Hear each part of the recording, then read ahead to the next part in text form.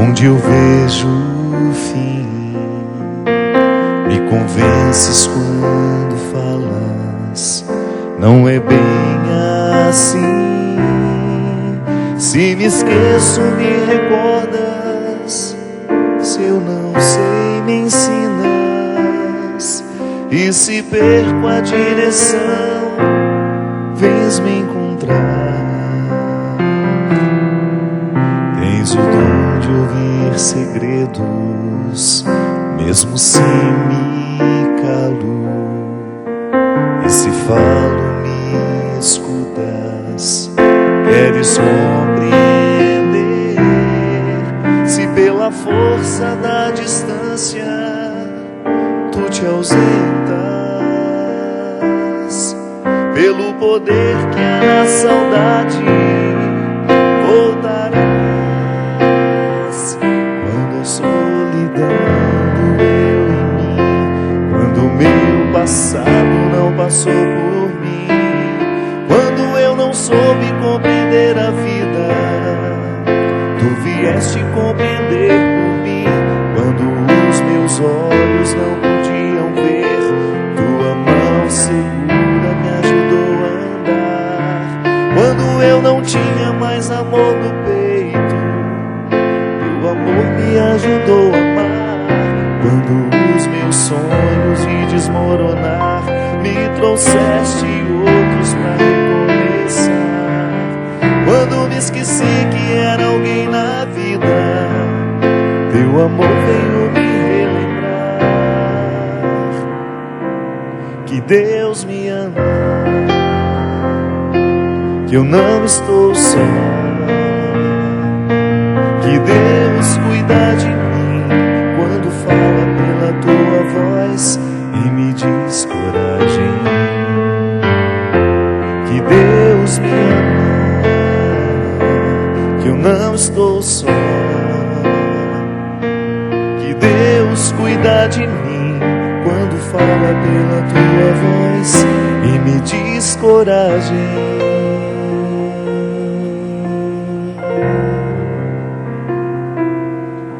Tens o dom de ouvir segredos, mesmo se me calo.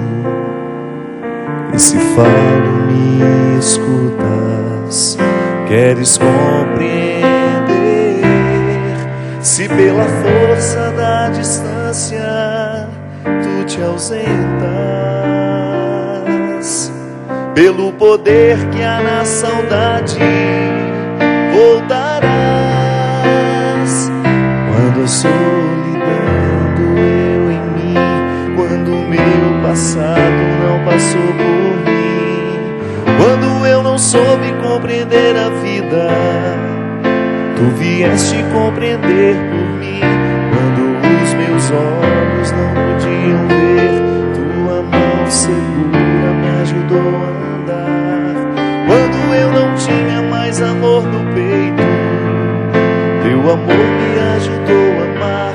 Quando os meus sonhos vi desmoronar, me trouxeste outros pra recomeçar. Quando me esqueci que era alguém na vida, teu amor veio me relembrar que Deus me ama, que eu não estou só, que Deus cuida de mim quando fala pela tua voz e me diz coragem. Que Deus me ama, eu não estou só, que Deus cuida de mim quando fala pela tua voz e me diz coragem.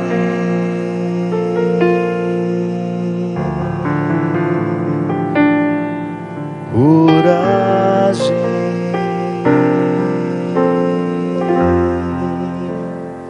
Muito boa noite, é com muita alegria que nós começamos hoje aqui ao vivo em Brasília, programa Direção Espiritual. Olha, eu cada vez mais estou convicto de que nós só podemos experimentar a sobrenaturalidade da vida depois de nós experimentarmos o que é natural. Não adianta você querer ensinar ao seu filho a fé no sobrenatural se você ainda não ensinou a ele a fé que perpassa as relações mais naturais da vida. Uma criança, por exemplo, quando está aprendendo a andar, ela exerce a fé natural de confiar naqueles braços que se estendem para ela no momento que ela está dando os primeiros passos. A gente sabe que se uma criança caminhar confiando que aqueles braços acolherão caso ela se desequilibre, a gente sabe que se essa criança for negligenciada por aquele que está amparando, deixando-a cair de propósito, vai causar uma marca, um trauma muito negativo na vida dessa criança, que às vezes leva uma vida inteira para tentar se refazer, ou então morre sem ter corrigido isso, né? Por que às vezes a gente não tem confiança nos outros? É porque confiança é um dom que se ensina. A gente não nasce confiando, a gente aprende. Eu gosto sempre da expressão, é a autoridade afetiva que alguém exerce sobre nós que nos dá garantia de confiança, ou que nos ensina o exercício da confiança. Então, se minha mãe confia em mim, se eu tenho autoridade afetiva sobre ela, nós fazemos uma experiência natural extremamente enriquecedora do ponto de vista humano. É assim quando nós temos bons amigos, é assim quando a gente tem bom pai, boa mãe, bons irmãos, bom marido, boa esposa, bom namorado, boa namorada, né? É assim quando o vínculo se estabelece a partir deste sólido território da confiança. É assim que a gente aprende a ter fé em Deus. Eu muitas vezes, como líder religioso, encontro pessoas que são muito aptas ao sagrado, porque foram bem fundamentadas do ponto de vista humano. Elas conseguiram, foram felizes em nascerem em ambientes onde a confiança foi ensinada desde criança. Porque se isso nos é negligenciado, ficam lacunas dentro da nossa personalidade. E o que é a personalidade? É uma espécie de alicerce, né? Que nos sustenta como pessoas. Eu tenho a minha personalidade, o Davi. Boa noite, Davi. Muito obrigado pela sua presença. Davi está se dispondo a estar conosco aqui hoje. Davi tem a personalidade dele. Nós não somos iguais, porque nós somos feitos de estruturas diferentes. As influências que eu tive são muito diferentes. Pode ser que até que a gente tenha coisas em comum. Basta a gente começar a conversar um pouquinho e a gente vai saber. Mas num primeiro momento, as personalidades são as mais diversas. Por quê? Nós somos o resultado de tudo aquilo que nos foi dado. Naturalmente, volto a dizer, tudo é muito natural. Às vezes nós queremos, por sermos religiosos demais, né, e humanos de menos, nós retiramos da dimensão humana da vida toda a dimensão natural que nos prepara para Deus. Eu fico pensando que na própria vida de Jesus há uma dimensão natural muito bonita de ser observada. Não pelas Escrituras, porque elas não nos contam. Você só tem registro de Jesus quando nasce, aos 12, depois aos 33, quando ele começa, aos 30 anos, quando ele começa a sua vida pública. Mas se você for pensar que Jesus precisou dessa estrutura humana para ser quem ele foi, e é tão grande o que ele foi, que continua sendo entre nós, né? Ele é, ele foi, ele é e será. Então, se você for pensar na estrutura humana, a estrutura humana de Jesus foi construída de maneira natural pelas pessoas que tiveram influência sobre ele. Ou você acha que aquele homem teve coragem de morrer no Calvário, movido somente por forças sobrenaturais? Não acredito, não. Porque Deus não o poupou de ser homem, de sentir medo, de sentir sede, de sentir fome, de sentir saudade, de chorar, de amar, de irritar-se. Todas as dimensões humanas de Jesus nos mostram que ele passou também por um processo natural. E é até muito sofisticado, delicado você pensar as influências que José teve na vida de Jesus. Por isso Jesus foi colocado num lar bem estruturado. José, um homem justo. Maria, essa mulher que guardava todas as coisas no coração, como diz a Sagrada Escritura. Essa frase diz muito para nós. Essa frase diz que Maria era uma mulher que saboreava a vida. E quem saboreia a vida sabe fazer silêncio, sabe perceber a grandeza da existência, vive muito melhor. Então, nessa oportunidade que Maria teve de educar o Filho de Deus, de dar a ele elementos que lhe proporcionaram ter coragem para subir o Calvário. Você já pensou sobre isso? Um filho bem criado. Sim, Jesus foi um filho muito bem criado. Minha gente, toda vez que nós pensamos a nossa vida cristã, é natural que a gente pense todas essas influências ordinárias que nós sofremos no nosso dia a dia. E é por isso que nós precisamos ficar muito atentos a tudo aquilo que nos influencia. Porque isso pode fragilizar profundamente as estruturas da nossa personalidade. As dimensões naturais da minha vida, eu preciso passar tudo isso por um crivo, para eu ter condições, se aquilo que eu estou escolhendo para mim, me ajuda ou não a ser quem eu sou. Nós falamos na Festa da Misericórdia, no domingo, aliás. Muito obrigado a todo o povo que veio até a Canção Nova participar desse momento tão especial para a fé cristã e para nós ali na Canção Nova. Lá nós falamos justamente disso, de que a primeira coisa que nós precisamos fazer para ter a misericórdia na nossa vida é expulsar do nosso coração as mágoas, os ressentimentos, porque senão nós nunca chegaremos a ser misericordiosos. Misericórdia é você ter condições de sentir com o outro. O meu coração sente com o seu. Isso é misericórdia. A pessoa misericordiosa é aquela que tem facilidade de perceber o sentimento do outro, de perceber o sofrimento e também de perceber a alegria, e viver em comunidade, em comunhão aquilo. Nós, nessa oportunidade que nós temos de absorver o mundo ao nosso redor, a gente pode absorver coisas ruins ou pode absorver coisas boas. Na própria experiência de conviver com quem a gente convive. Quem tem influência sobre nós? Quem no dia de hoje determina os nossos sentimentos? Isso é passar o nosso cristianismo pelo crivo. Isso é você pegar toda a dimensão sobrenatural da fé e aplicá-la com muita concretude. Porque um cristão que não reflete sobre as pessoas que exercem influência sobre ele, não está exercendo o seu cristianismo como pode. E é por isso que a gente compreende o cristianismo como uma amizade com Deus. Porque somente os amigos de verdade, somente as pessoas que nos amam verdadeiramente. E quando eu falo amigo, você inclui todos os parentescos, todos os vínculos que você pode ter na vida, que significam para você uma amizade. Sim, marido e mulher podem ser amigos, não tem nenhum problema. Preservam as atrações sexuais, né? O amor esponsal não termina, mas a amizade é um vínculo que não pode ser retirado. Meu pai continua sendo meu pai, mesmo eu sendo amigo dele.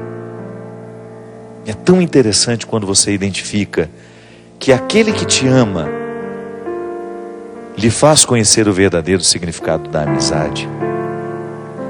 Aquele que estabelece com você um vínculo amoroso, ele vai ter a oportunidade de ter acesso àquilo que você é. E a voz dele passa a ter autoridade afetiva sobre você. Você vai ouvi-lo, você vai querer saber o que ele diz sobre isso, sobre aquilo. E aí você vai fazendo uma experiência natural de confiar. Como um menino confia em outro menino. Eu acho que a nossa fé em Deus tem de ser assim.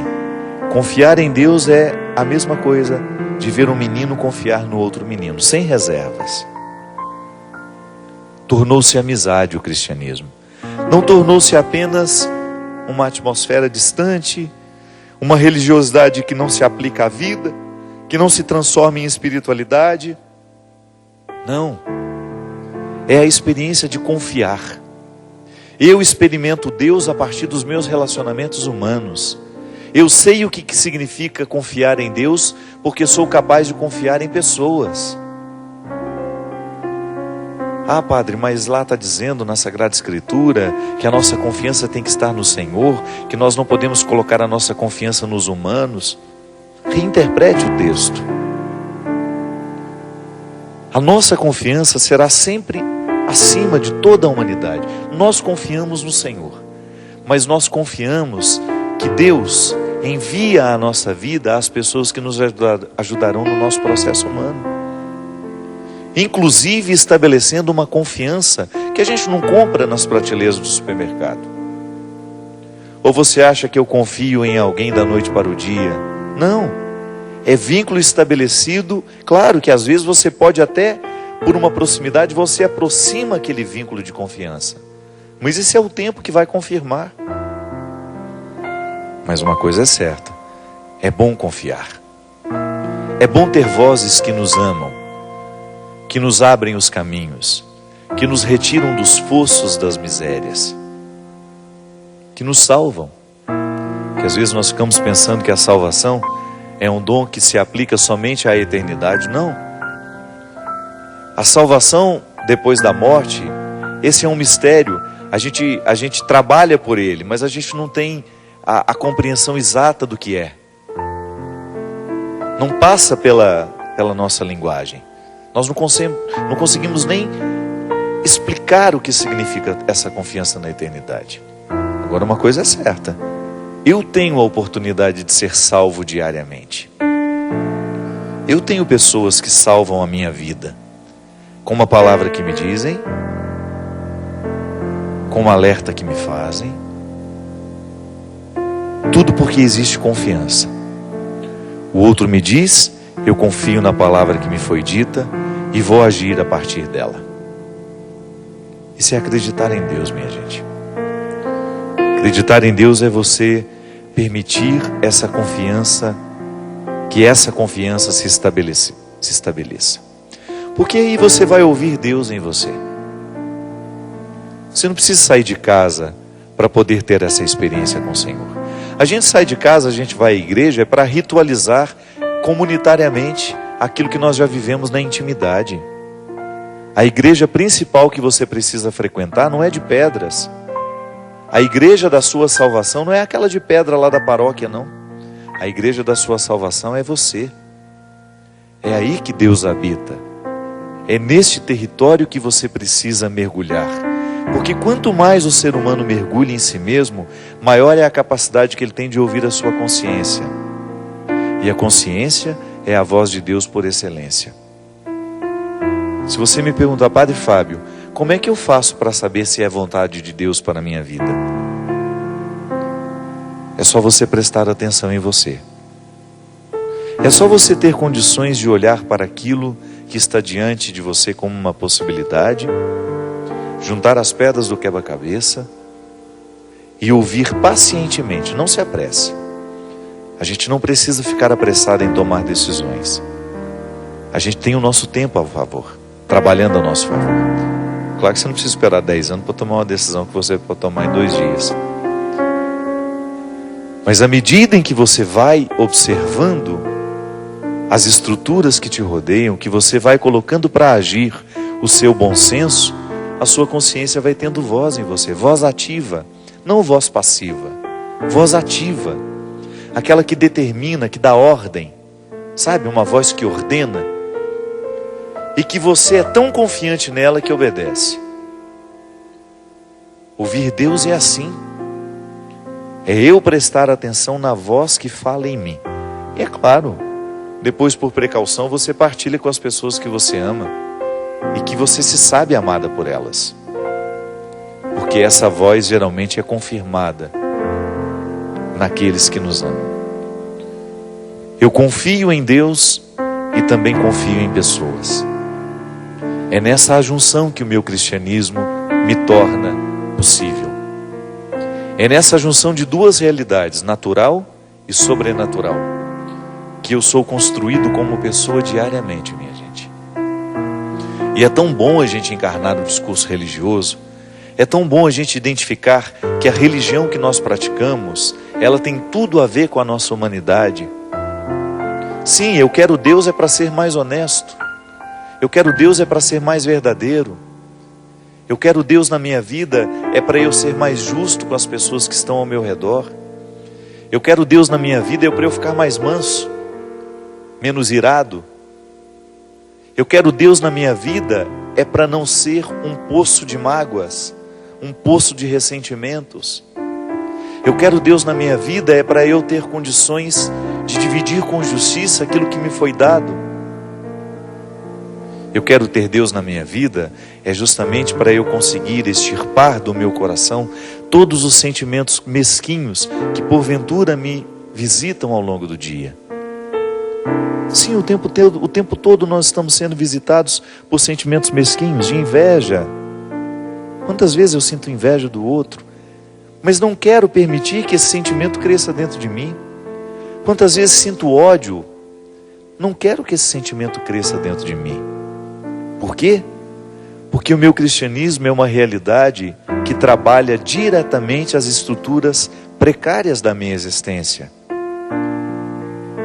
A minha religiosidade é a minha terapia. É o lugar onde eu purifico os meus excessos, é o lugar onde eu percebo os meus erros, onde eu observo os meus equívocos. Porque às vezes, por não ter essa sensibilidade, eu começo a ter uma estrutura de vida totalmente contrária àquilo que eu sou, àquilo que eu pretendo. Porque me falta ouvir a voz da consciência. A gente tem um estilo de vida às vezes tão fútil, tão banal, que não sobra espaço para uma vida religiosa consistente. Sobra para a reprodução de ritos religiosos que nem repercutem dentro de nós. A pessoa vai à missa, a pessoa vai ao culto, ela participa do grupo de oração. Sim, mas o que tudo isso provocou nela? Ela tornou-se uma pessoa melhor depois de ter passado por tudo isso? Ela administrou melhor os seus ciúmes, as suas vaidades, as suas pretensões? Ela passou a tratar melhor as pessoas que convivem com ela? Ela passou a ser mais humilde? Passou a ser mais simples?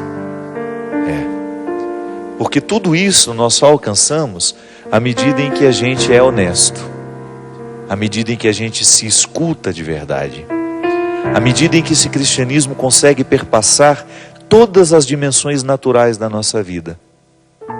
Quando esse cristianismo deixa de ser uma atmosfera sobrenatural e passa a ser o lugar da nossa convivência.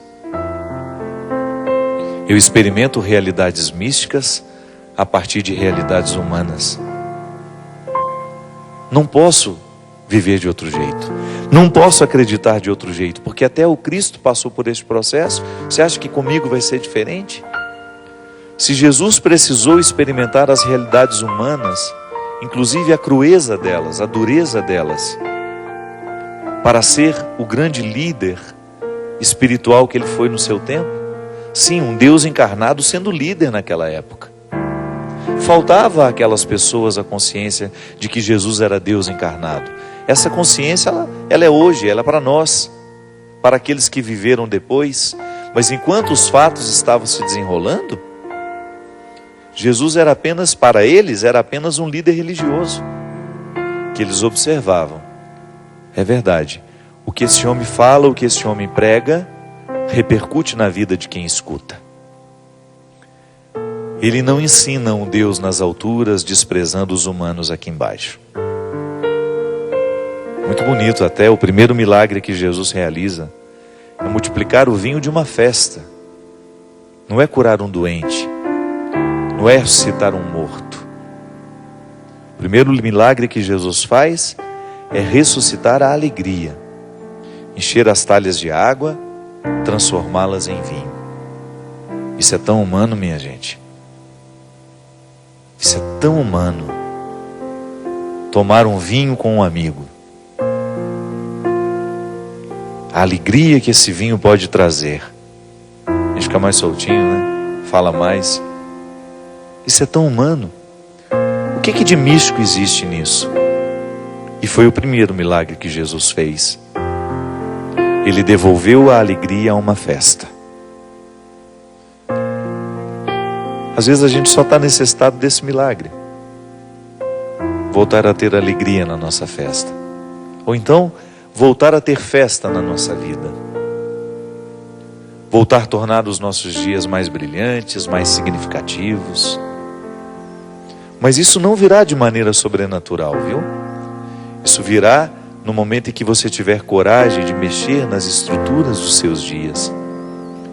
No momento em que você tiver coragem de mexer no seu caráter.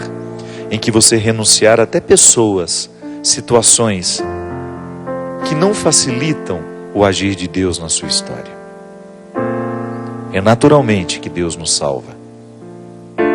E quem sabe viver de forma natural a sua vida espiritual, a sua religiosidade, tem muito mais facilidade de compreender os mistérios da transcendência. Nós vamos para um rápido intervalo e a gente volta já já com o programa Direção Espiritual.